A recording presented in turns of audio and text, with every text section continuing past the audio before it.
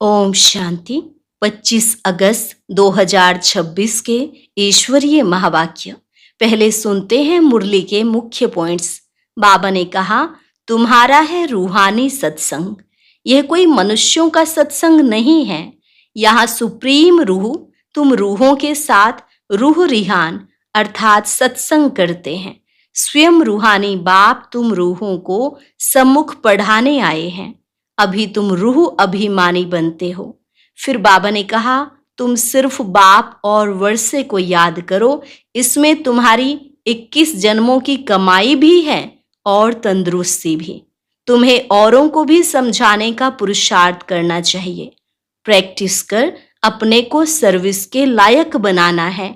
घड़ी घड़ी सृष्टि चक्र के सामने जाकर बैठो तो बुद्धि में सारा ज्ञान आ जाएगा।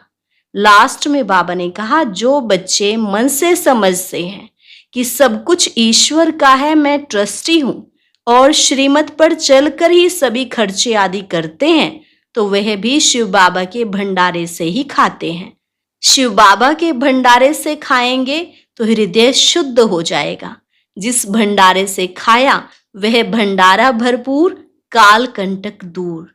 और अब सुनते हैं महावाक्यों को विस्तार से। मुरली का सार। मीठे बच्चे, बाप और वर्षे को याद करने में तुम्हारी कमाई भी है तो तंदुरुस्ती भी है। तुम अमर बन जाते हो। प्रश्न, हृदय को शुद्ध बनाने की सहज युक्ति कौन सी है? उत्तर, कहाँ भी रहो ट्रस्टी होकर रहो। हमेशा समझो हम शिव बाबा के भंडारे से खाते हैं। शिव बाबा के भंडारे का भोजन खाने वालों का हृदय शुद्ध होता जाता है। प्रवृत्ति में रहते अगर श्रीमत प्रमाण डायरेक्शन पर ट्रस्टी बनकर रहते तो वह भी शिव बाबा का भंडारा है। मन से सरेंडर हैं। ओम शांति। जन्म जन्मांतर आधा कल्प बच्चों ने सत्संग किए हैं। साधु संत पंडित आदि सब मनुष्यों का सत्संग होता है। यह कोई भी मनुष्य का सत्संग नहीं। इसको कहा जाता है रूहानी सत्संग। सुप्रीम रूह रूहों के साथ रूह रिहान अर्थात सत्संग करते हैं। यहाँ तुम कोई मनुष्य से नहीं सुनते हो, न देवताओं से सुनते हो, तुम सुनते हो भगवान से। भगवान को हमेशा निराकार कहा जाता है और भगवान आते ही तब हैं जब बच्चों को भगवान भगवती बनाने के लिए पढ़ाना है। भगवान और भगवती का पद सिवाय भगवान के कोई दे न सके। तुम बच्चे जानते हो कल्प कल्प संगम युग होता है तो निराकार भगवान आकर हमको ज्ञान देते हैं। यह भी सिर्फ तुम ही समझते हो, दूसरा कोई मुश्किल समझ सके। शिव बाबा आते हैं जरूर, परंतु उनके बदले श्री कृष्ण को गीता का भगवान कह दिया है तो जरूर सबकी बुद्धि में मनुष्य तन ही आता होगा। तुम ही दैवी गुण वाले थे और अब आसुरी गुण वाले बने हो, फिर अब दैवी गुण वाले बनते हो। दैवी गुण वालों को ईश्वरीय संप्रदाय, आसुरी गुण वालों को आसुरी संप्रदाय कहा जाता है। अब निराकार बाप निराकार संप्रदाय अर्थात आत्माओं को पढ़ाते हैं, इसलिए कहा जाता है ईश्वरीय संप्रदाय अथवा रूहानी संप्रदाय, जिन्हें रूहानी बाप आकर पढ़ाते हैं। अभी तुम रूह अभिमानी बनते हो।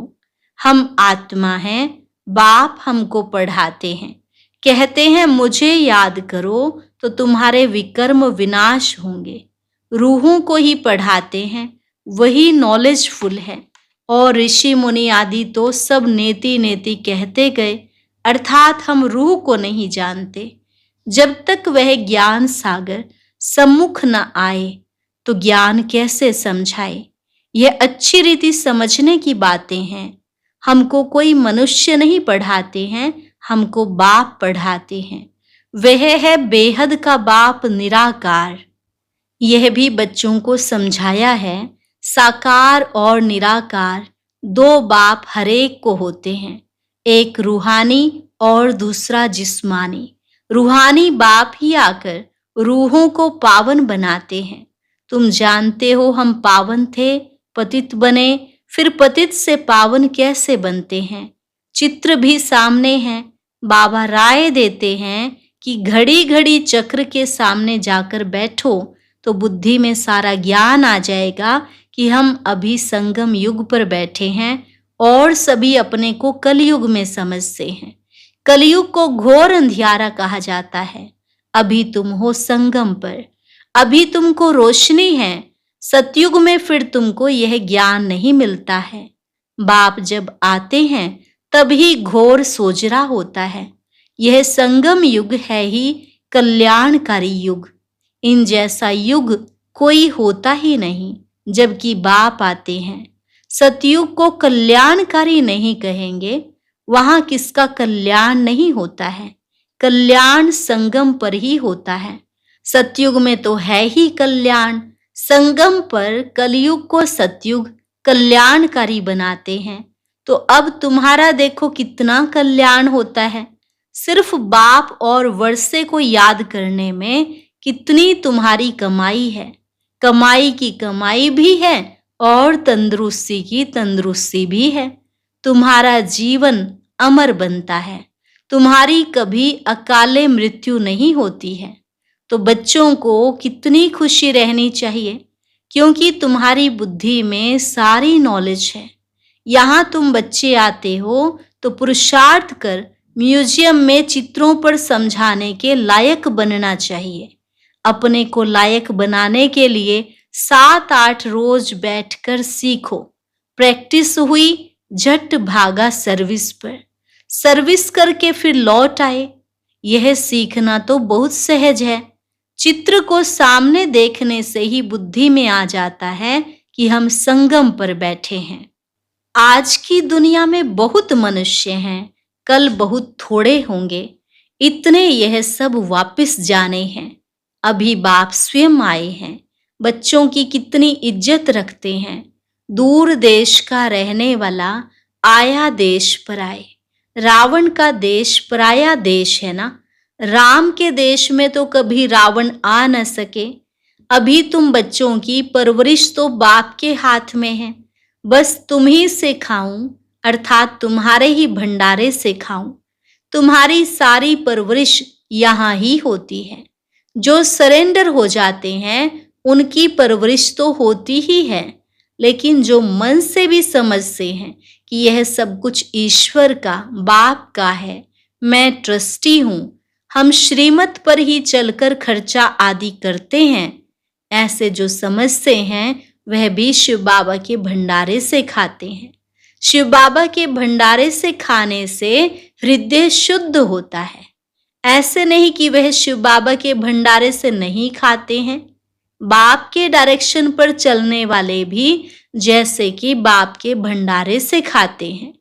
जिस भंडारे से खाया वह भंडारा भरपूर, काल कंटक दूर। उसके बाद तुम कभी भी अकाले मृत्यु को नहीं पाएंगे। इस समय ही शिव बाबा आते हैं। उनकी महिमा भी गाई हुई है, शिव जयंती भी मनाते हैं, परंतु उनका भंडारा कैसे होता है यह कोई भी नहीं जानते हैं। बाबा भी बरोबर आते हैं ना। बच्चे जो भी आते हैं उनको शिव बाबा के भंडारे से खाना मिलता है।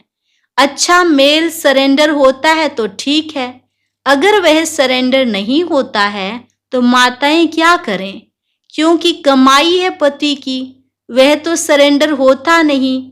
वह तो जब आमदनी करे तब स्त्री खाए। हाँ, जोड़ा सरेंडर है तो फिर शिव बाबा के भंडारे से परवरिश हो सकती है। यह बाप बच्चों को अच्छी रीति समझाते हैं।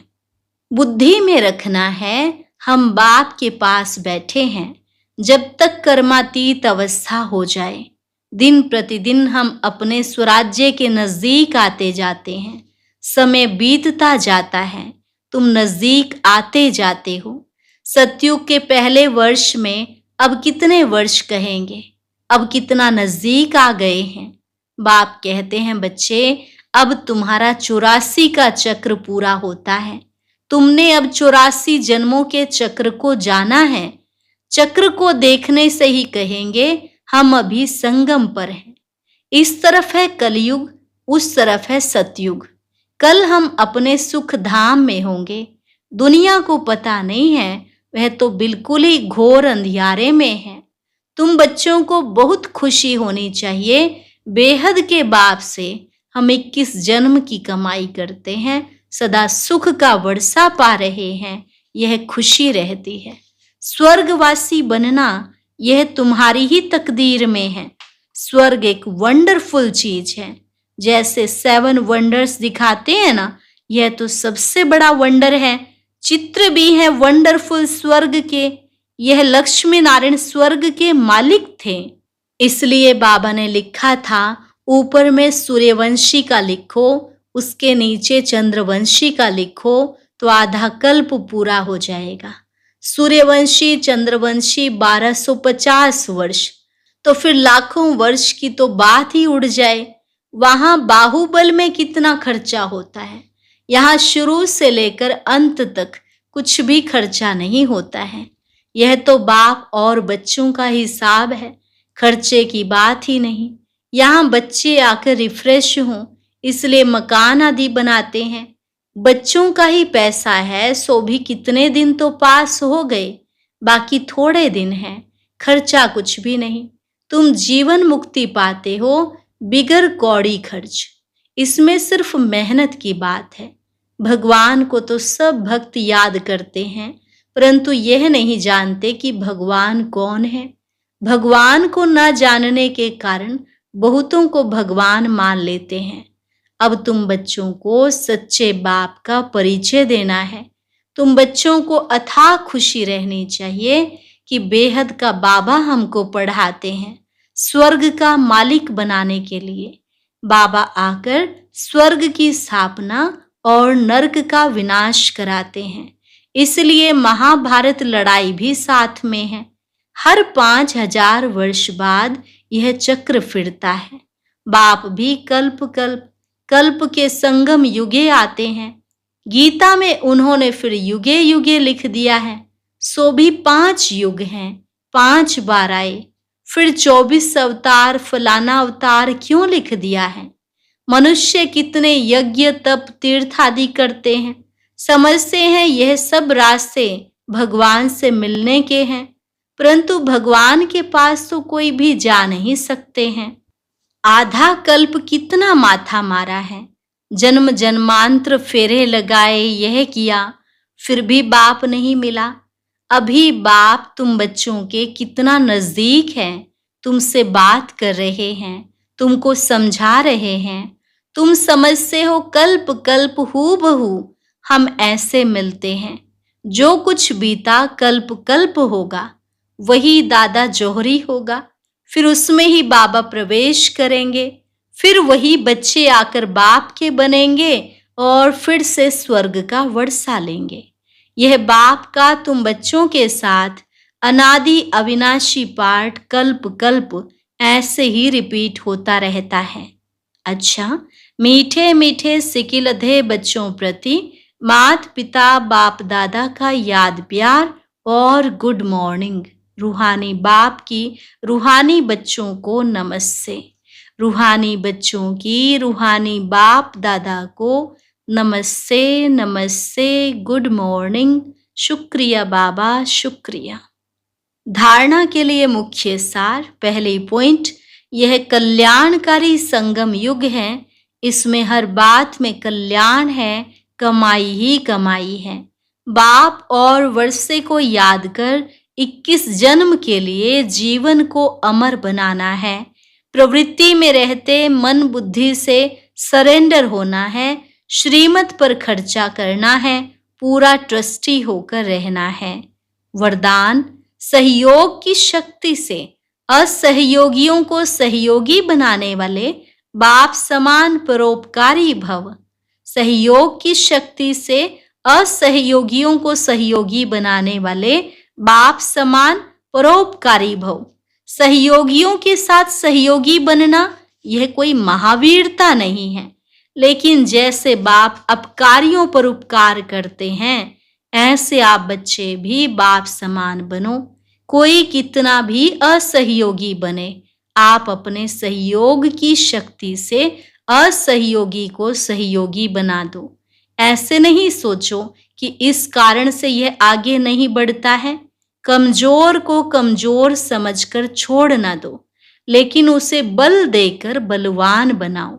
इस बात पर अटेंशन दो तो सर्विस के प्लान्स रूपी जेवरों पर हीरे चमक जाएंगे, अर्थात सहज प्रत्यक्षता हो जाएगी। स्लोगन: क्रोध का कारण है स्वार्थ व ईर्ष्या। यही चिड़चिड़ेपन की जड़ है, पहले इसे ही समाप्त करो। क्रोध का कारण है स्वार्थ व ईर्ष्या। यही चिड़चिड़ेपन की जड़ है, पहले इसे ही समाप्त करो। अव्यक्त इशारे: अपवित्रता के बीज को भी समाप्त कर संपूर्ण स्वच्छ पवित्र बनो। पवित्रता फाउंडेशन है और फाउंडेशन का ब्रह्मचर्य व्रत धारण करना ये कॉमन बात है। लेकिन अभी आगे बढ़े हो तो बचपन की स्टेज नहीं है, अभी तो वानप्रस्थ स्थिति में जाना है। मैं ब्रह्मचारी तो रहता हूं, पवित्रता तो है ही, सिर्फ इसमें खुश नहीं हो जाओ। मूल फाउंडेशन: अपने संकल्प को शुद्ध बनाओ, ज्ञान स्वरूप बनाओ, शक्ति स्वरूप बनाओ। और आज दादी प्रकाश मणि जी का स्मृति दिवस भी है, तो संपूर्णता को प्राप्त करने के लिए दादी प्रकाश मणि जी का गुप्त पुरुषार्थ 19वें पुण्य स्मृति दिवस निमित्त विशेष धारणाएं। पहली, दादी जी ने सब जवाबदारियां संभालते हुए लक्ष्य रखा कि मुझे सर्वगुण संपन्न, सर्व कलाओं में संपन्न, निर्विकारिता में भी संपन्न बन संपूर्णता की मंजिल को प्राप्त करना ही है। दूसरी, दादी जी ने मन वचन कर्म से डबल अहिंसक बन सबको सुख दिया और सुख लिया। मनसा से भी किसी आत्मा को न दुख दिया और न दुख लिया। तीसरी, दादी जी सदा एक बाप की ही आकर्षण में रही। उन्हें किसी भी पुरानी वस्तु, व्यक्ति व तत्वों ने अपनी तरफ आकर्षित नहीं किया। सदा एक बाप की याद में रह अपनी सूक्ष्म वृत्तियों को भी एकाग्र किया। चौथी, सदा साक्षीपन की स्टेज में रह सदा साथी के साथ का अनुभव किया। उनकी दृष्टि वृत्ति में रूहानियत और अलौकिकता थी। उनके संस्कारों में इतनी रॉयल्टी थी जो उनकी आंख किसी में भी नहीं डूबी। पांचवी विशेषता, उन्होंने किसी का अवगुण चित्त पर नहीं रखा, किसी के अवगुण नोट नहीं किए। सदा पर चिंतन, पर दर्शन और परमत से मुक्त रहे स्वचिंतन में रही। छठी, दादी जी ब्रह्मा बाप के समान सदा निर्माण रही। निराकारी और निरहंकारी स्थिति में रहने का अभ्यास किया। सदा स्वयं को सेवाधारी समझा, कभी अपनी महिमा स्वीकार नहीं की। किसी ने निंदा की तो घबराई नहीं और महिमा में खुश नहीं हुई। हर बात में अपनी स्थिति समान रखी। सातवीं, बाप दादा से मिली हुई दिव्य बुद्धि की सौगात को संभाल कर रखा। सदा समर्थ संकल्प किए, हर कर्म श्रीमत प्रमाण हो, उसमें जरा भी मन मत व परमत मिक्स ना हो। दिव्य बुद्धि के आधार पर हर संकल्प, बोल और कर्म हो, यही लक्ष्य रख संपूर्णता को प्राप्त किया। सदा एक बल, एक भरोसा, एक से ही सर्व संबंध, किसी तरफ भी झुकाव लगाव नहीं। सदैव भाई भाई की वृत्ति से सबको देखा और रहम दिल के गुण को धारण कर कमजोर आत्माओं में बल भरा, अपकारियों पर भी उपकार किया। नौवीं, हर छोटी बड़ी परिस्थिति को नथिंग न्यू की स्मृति से पार किया। कोई भी दृश्य को देख क्यों क्या के प्रश्नों में उलझने के बजाय सदा साक्षी भाव को धारण कर सदा हर्षित रही। 10वीं, उनके हर बोल में रॉयल्टी दिखाई देती थी। कोई भी बोल साधारण नहीं बोला। उनके मुख से वही बोल निकले जो होने वाले हैं। ऐसी सिद्धि स्वरूप आत्मा के संकल्प भी सिद्ध होने कारण सहज ही संपूर्णता को प्राप्त कर लिया। 11वीं विशेषता, दादी जी सदा आत्मविश्वास से भरपूर होने के कारण इसी स्मृति में रही कि हम तो कल्प कल्प की विजयी आत्मा हैं। कोई भी पुराने संस्कार, स्वभाव और हिसाब किताब के अधीन नहीं रही।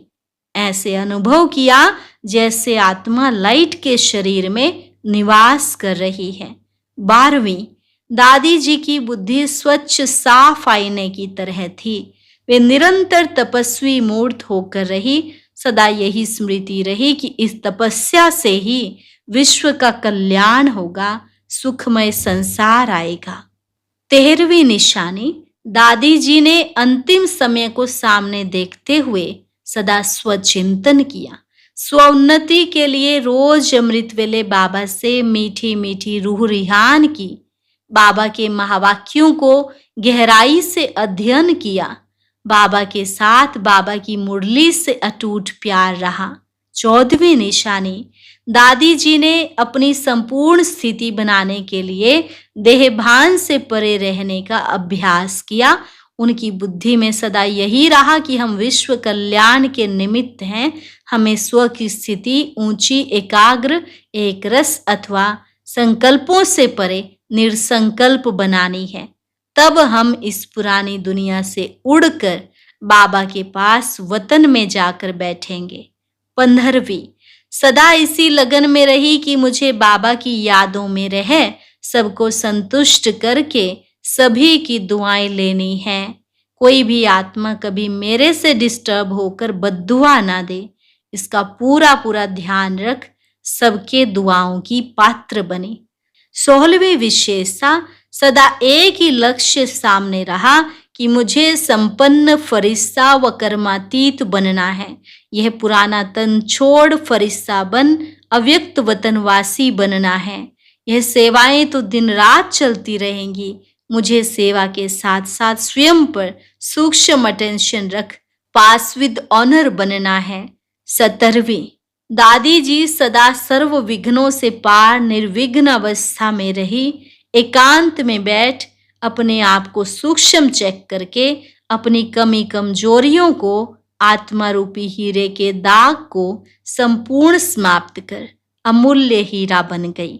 18वीं, स्वयं को संपूर्ण पावन लाइट माइट से संपन्न बनाने के लिए आंतरिक वैराग्य वृत्ति द्वारा सब बातों से उपराम रहे अपनी सूक्ष्म दृष्टि वृत्ति को संपूर्ण पावन बनाया। पुराने संस्कारों की प्रकृति को पराजय कर प्रकृति जीत बन बाबा की गोद में समा गई। 19वीं और लास्ट, मैं बाबा की हूँ, मुझे बाबा के समान संपूर्ण बनना ही है। इसलिए सूक्ष्म देह अभिमान को, स्वयं के संस्कारों को, मान शान व महिमा को, बुद्धि व आदतों को संपूर्ण समर्पण किया और बाप समान बन अव्यक्त वतनवासी बन गई।